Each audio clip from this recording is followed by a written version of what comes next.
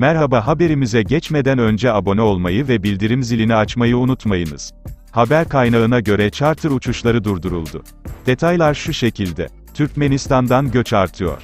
Rusya Büyükelçiliği ihracat uçuşları için kuyrukta kaydı askıya aldı.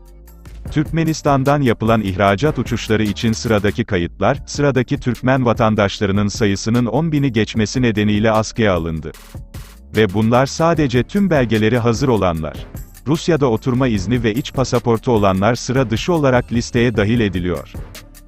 Azatli'nin Aşkabat'taki muhabiri, Türkmenistan'daki Rus Büyükelçiliğinin, özel ihracat uçuşları düzenlemek için Rusya'ya taşınmak isteyen Türkmen vatandaşlarının listelerinin derlenmesini askıya aldığını bildirdi.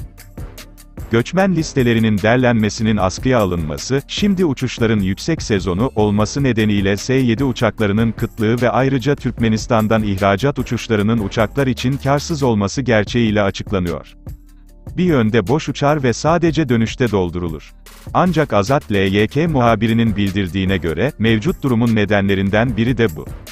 Türkmen oturma iznine ve çifte vatandaşlığa sahip kişiler ayrı bir kategoride yer almaktadır.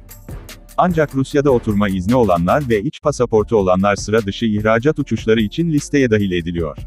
Bu kategori, Rus oturma izni ve Rus pasaportu olan Türkmenistan vatandaşlarını içerir ve ilk etapta ihracata tabi olan Rusya Federasyonu'nun sakinleri olarak kabul edilir. Azat LYK muhabirlerine göre, Türkmenistan'dan ayrılmak isteyenlerin yaklaşık sayısını bile bulmak mümkün değil. Ancak bir Azat LYK muhabirinin bildirdiğine göre, ana sıraya kaydolmak için zaten bir kuyruk oluştu, bu nedenle Rus Büyükelçiliği listelerin derlenmesini askıya almaya karar verdi.